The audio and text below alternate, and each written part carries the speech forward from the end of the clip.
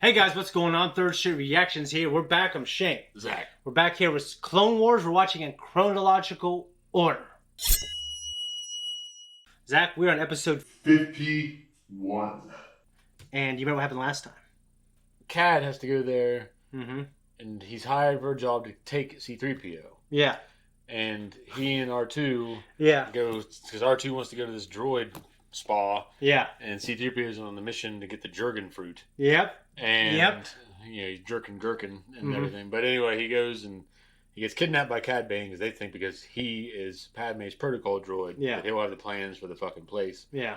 And he ends up inadvertently ratting out R2. Yeah. Because they're torturing him. Mm-hmm. And he's an idiot. So they end up getting R2 to get the plans. They sell them to Jabba. Yeah. And Cad overhears, because Jabba says, I've got one more job for you. Yeah. And he confers with the Hutt Council. And Cad introduces himself to them. He's like, I'm your man, for the right price. Yeah. And well, when I was looking behind the scenes, they really wanted this Godfather-like council of Hutts, and for them to all be unique. I thought they did a pretty good job. they did. Yeah. They did really good. I like the look of most of the Hutts. I mean, some of them are kind of wonky with their narrow heads because I'm not used to it. But it doesn't remind me, the animation style really reminds me of Wind Waker with them. Yeah, and I think I remember when I first saw this show, and even when you watch the first season now, like the technology didn't exactly match the style. I feel like it's catching up. And like Dooku, I said it a million times, Jabba, kind of Kenobi with the beard, they really benefited from this animation transfer. They do. No, I thought it was cool, but we're still in the middle of the arc. We're going to jump in. But before we do, guys, just make sure you check us out on Patreon. We have our full length there after 2 weeks early access. Let's go! Son, I wouldn't be so hasty if I were you. Cover.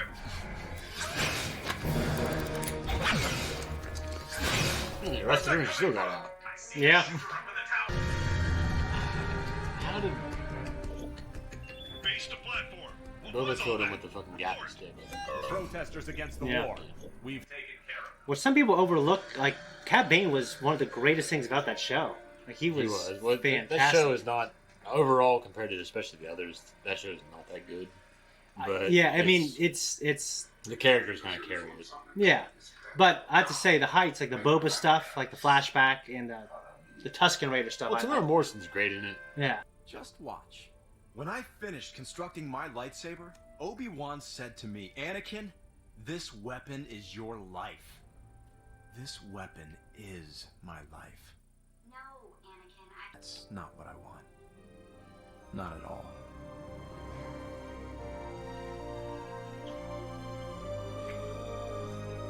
Actually, he turns it on. Ah! Yeah. I don't know how to work this fucking thing. I wouldn't have given her like that. Yeah. Yeah. And the way he did it, too. Oh no! That's what I'm That's saying, man. That's what I'm Oh, look, it's on the back. Merciless. Yeah. right. Privacy Invasion Bill. We must hurry if we are to stop the vote. Coming, Senator Amidala? Of course.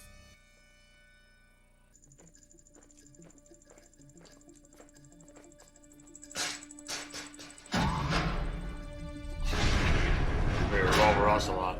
Yeah. I believe, like, when I watched this in order as it first came out, this is the first time we see Cad Bane. I see 5 of them here in the room. If we... What are you going to do? It's not like we carry weapons.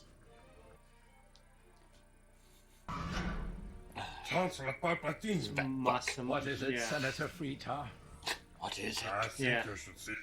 So he's a Twi'lek senator who's kind of a fat, I remember him. greedy bastard. I remember him. Imagine if you Lord of the Sith.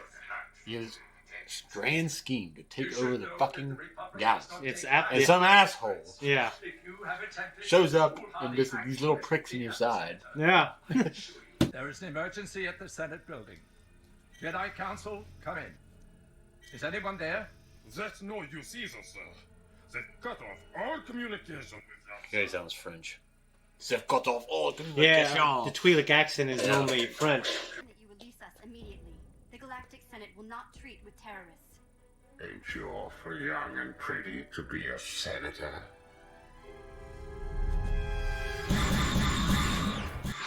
Shouldn't have looked, Padme.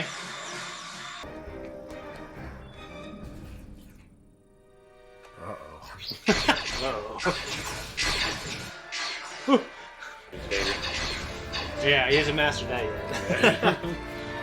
Vader has to learn a lot of new tricks. Oh yeah. Can't move on like I used to.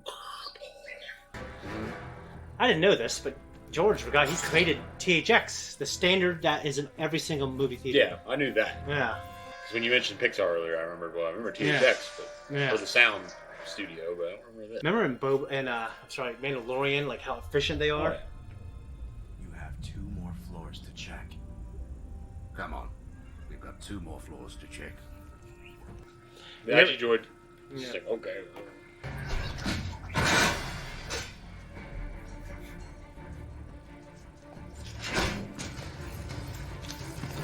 You're probably not going to win a physical battle.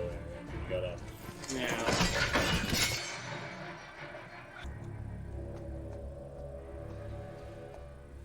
No lightsaber cuts. Interesting. I think it's funny that he's looking for lightsaber cuts.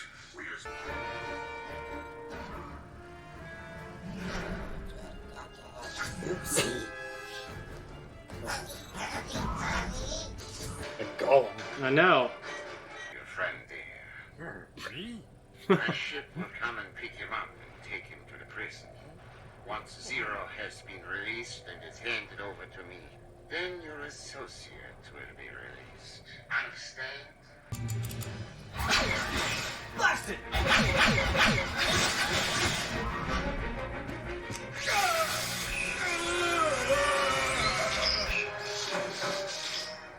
We'll bring him to Bane. It's definitely like golem. Yeah. Sorry, Senator, but everyone has a job to do. You think that he's so powerful, he can subtly influence. Maybe it's just because it's not worth the risk. The gain was so great Yeah. that the risk is not warranted. Going Fucking to nuts. Yeah. the parting gifts.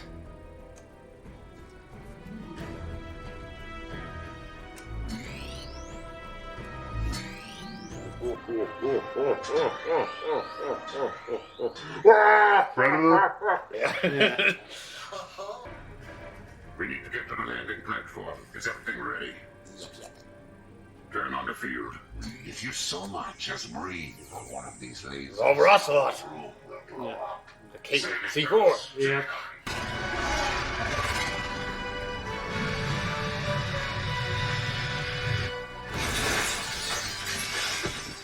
All clear. Not the first time that glass breaks. Foolish to think you could get away with this, bounty hunter. Now lay down your arms and come quietly. No chance. I'm afraid it is you who have been foolish with your sanity. Holster 'em. Stand down. I have my hand right on that thing. Yeah. So close. Now, quickly. We don't have much time. Until then, quickly, just stand still. Yeah. Imagine the unspeakable things I've suffered. The horror. I doubt I'll ever really recover. Some dead shit.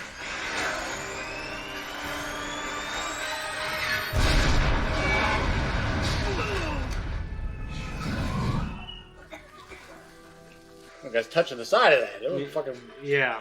Bounty hunter. You're playing background. I don't work for free.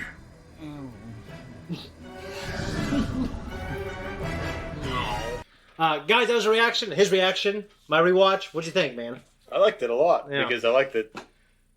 I like to think about Palpatine and what he's thinking when these moments come up, and Me too. I have to imagine that he only addresses them the same way he addresses all the bullshit in the Senate and all the human rights crap. Yeah. He probably just feels like it's just one other thing. It's part of the game. Yeah. So like, we might think, well, Jabba got the one up, and Yeah. that's not really how it is. He probably just like, Well, he's got the master plan. Yeah, And it's he just- knows that's what's important. like And this is just like maybe not child's Yeah. play, but it's not the end game. it's not. So he needed to play the part to try to save their lives. But if it failed, then nothing would mess up his plan. Yeah. Yeah. And I believe the show definitely, the universe goes into like his plan, and sometimes there are some close calls. You I know. wonder if, like, well, of course, no one really ever knows that Palpatine is a Sith, right? Other than, like, in terms of the public. Yeah. Dooku knows, and Well, Dooku. I don't even know if Grievous knows. Okay, but I'm saying like Yoda knows, and like, you know what I mean, Obi-Wan knows, but Yeah. no one else in the public knows. Like Jabba doesn't know, and people like that. Oh, yeah, from what I understand, I think you're right. Yeah, like no one else really fucking Well, knows. the big thing is like, when it is in a book, it's like, well, who cares if he's a Sith and you're a Jedi? It's like, this person's a Christian, this person's a Buddhist. Like, well, he's a good leader. What's it got to do with us? Yeah. Like, the public might not care. Well, the point though was that, Yeah, do they actually know? I don't think. I don't think anybody actually knows. I don't believe so. No. So I was kind of thinking like, it'd be cool if Cad Bane's like, oh, that son of a bitch, when he sees him win, become Emperor of the Galaxy. Like, he had the big game. He remembered all his memories of him. Yeah. He's just playing the part, but he doesn't know. Like if Cad knew, that would be funny. He's like sitting in a bar having a drink. And well, I mean, he's around for so much. You know, he's around for 7-8 years longer after Return of the Jedi, and obviously another. After the end of the... he's alive in the universe for like another 27 years. Yeah, he's in there after the fall of the Empire. Yeah, and obviously we got a 20-year gap, and then we have the actual original trilogy, which is like 5 years. Looks like he should have got out of the business. Yeah. Maybe it's one of those guys that you can never quit. Yeah. It's what you do. It's who you are. And yeah. Then it got him killed. But... Yeah. He. Well, I mean, he's one of. I mean, to me, and I think to a lot of fans, like Boba Fett is obviously just one of the best bounty hunters ever lived. Yeah. And the show goes more and more into Boba Fett, and obviously we've seen his exploits later in life. But Cad Bane, before Boba Fett came to power, was known as the best, and he's still really good later on. Was he better than Django, or was Django kind of like? No, they were both neck and neck. They were both like neck and neck. Yeah. And I mean, and like I said, the relation there is a relationship that you know of because you've seen the Book of Boba Fett between Boba and him. Yeah. And that starts to unfold, I think. I mean, but he's like a mentor to Boba. Yeah. So, bounty hunters are great, and because he knew Django, right? Yeah, and because Django's the legend. Yeah. Boba Fett. I mean, and the bad guys kind of won. I mean, we're actually still in kind of the middle of an arc, obviously, but the bad guys kind of won here, and Anakin, he got one-upped. He didn't have a saber. And I think he was doing okay, and that little shit stuck him behind him and shocked his ass. Oh, yeah. Which, but that's part of fighting. That's how it is, It is. It's like getting in a bar fight. Yeah. You can't just keep the bar behind your fucking back, I guess. And hope no one gets behind it. So. Yeah. No, it was a great episode, and I believe this was the finale for season 1. Okay. And that's how it ends. It's like, oh, damn, it's kind of a dark ending. Cool. But, because George and Dave, they mapped out a lot of things, and some of it had to do with the fact that they didn't have the assets to tell the stories they wanted to tell. Yeah. They said, well, we'll tell this background story in season 2 or 3, which we're actually in season 3 now, but this is a season 1 finale. So when I was watching, like Aura Singh and stuff, like the textures looked a little dull. Yeah. I mean, the shapes were there and the design was there, but just the textures were a little lower. Mm-hmm. But yeah, I'm glad you liked it. This is actually one of my favorite episodes of season 1. And I'm pretty sure it was the introduction to Cad Bane, and it was like all the fans were like, "Dude, this is a great new bounty hunter." Yeah. And they modeled off of. There's a little bit of Clint Eastwood, and there's a little bit of someone else. Like we talked about, because I talked about it in the Book of Boba Fett. Like he's specifically modeled after someone in particular. Yeah, which I'm trying to figure out is who. Yeah. Remember, I should say. I'm trying to remember. Was it? I thought it was someone in the Fistful of Dollars trilogy. It wouldn't be the Fistful of Dollars trilogy. It would be the Man with No Name trilogy. Okay, yeah. Fistful of Dollars is one of those movies. Yeah. And it was like Fistful of Dollars, The Good, the Bad, and the Ugly for a few dollars more. Yeah. Is it Lee Van Cleef? Yeah. Okay. But positive. But Lee Van Cleef's great. Yeah. That's who Revolver Ocelot's based off of. Well, he's a great... Great that they're so great. The things that we love in fiction are based off of that character in fiction. And it's funny because from like the 70s. He does the Revolver Ocelot thing too. Oh, which that is from the Japanese motion capture artist that portrayed Ocelot. It wasn't even from Lee Van Cleef or anybody. Really? Like that guy just did that shit. That's great. And that's why they started doing it for Ocelot. He just. Well, I think that's awesome. It is, and I don't know why he did it here. I think he just did that as like okay. Well, yeah, the brim of his hat. Like, yeah. Well, there's a brutality to him, and like I like him a lot. Yeah, there's a lot of violent deaths in this. Yeah, I'm glad because this is what I needed from Star. This is the thing I need. Violence and death. Yeah, because most of Star Wars is like, well, it's made for the kids, and every Star Wars fan you talk about it, it's like in there. Yeah, they'll defend that shit to the death, including you. And it's like you can't get anywhere with it, so I really don't like talking about it because I know the conversation I'm going to have, and it's not very entertaining. But it's like, I don't think it needs defended. I'm just saying it ultimately is. But George, he understood as the Clone Wars carries on, he wanted to include adult themes. He wanted to show like, hey, there is violence. You know what I mean? There is death, and these bad guys sometimes win. And I know. I was talking about it the other night with somebody, and it's like a lot of silly stuff happens in this. And I know it's a cartoon and it's made for kids, but because of that, it's all made canon. So a lot of silly stuff happens in this universe, and there's a lot of silly things that occur. Yeah, like Return of the Jedi. Obviously, it's silly. It's my favorite original trilogy movie. And critics at the time thought it was by far the silliest, weakest one. But, I mean, I love it because of Vader. And I liked it more when I was younger than the rest of them. I like Empire now more than I'm older. But I appreciate A New Hope more because I like Peter Cushing a lot more now that I'm older. Yeah. So I like them all for different reasons. Yeah. I love the Vader, Luke, Palpatine shit. Yeah. In 6. Yeah. Anyways, this episode, we're on top because we could basically have a Star Wars podcast if we wanted to. No, I like this one. It was the finale, and I think it's a great introduction. Not your introduction, but it's a great introduction to Bane to the kids who watched this, 10, 15 years ago now. So, yeah, I'm glad you liked it. We're in the middle of an arc. What do you think of Zero, by the way?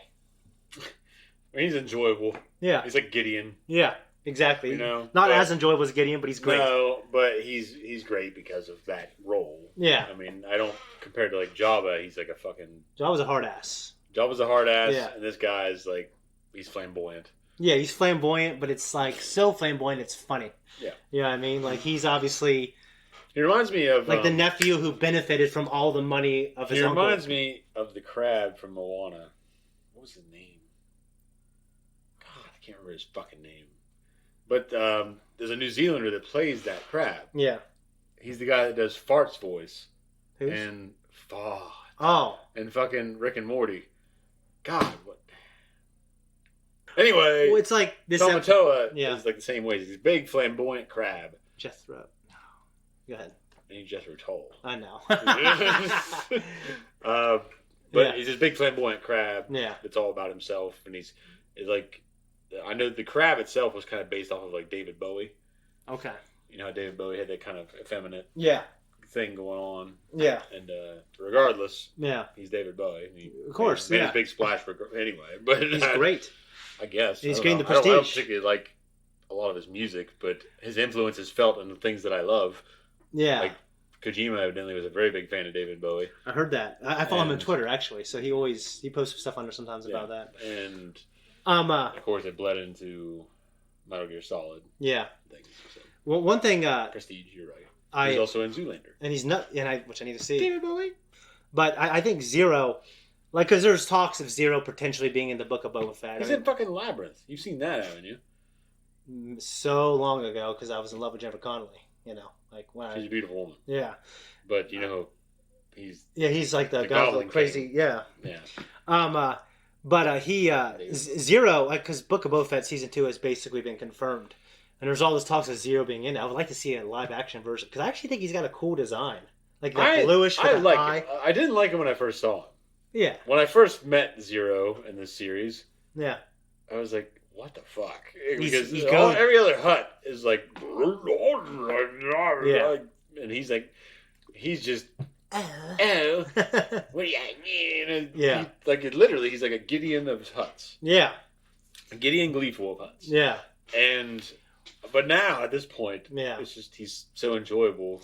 Well, yeah, George, I thought it was a good choice just to make like this weak, spoiled nephew that benefited from the empire of like his hardworking elders. You know what I mean? And he's just kind of like the royalty, but he didn't do shit to build the business. He wasn't like, the Godfather. No, he's not. Like, so you have this extremely flawed character by flawed character standards. And he becomes funny and interesting and he grows on you. Yeah. So he is kind of a fan favorite for the same reason. Like people hated him because huts are supposed to be badass. But, just but this one isn't, Yeah. So anyways, that was a long talk. I'm glad you liked it, man. 52 is the next one, so we'll see you guys there. You guys can see 53 right now on early access. If you go to our Patreon, you can also see the full length version of this, and most of the Clone Wars that we did by the time we got the new camera. Like, subscribe, hit that notification, leave a comment down below, and hit that thanks button at the bottom.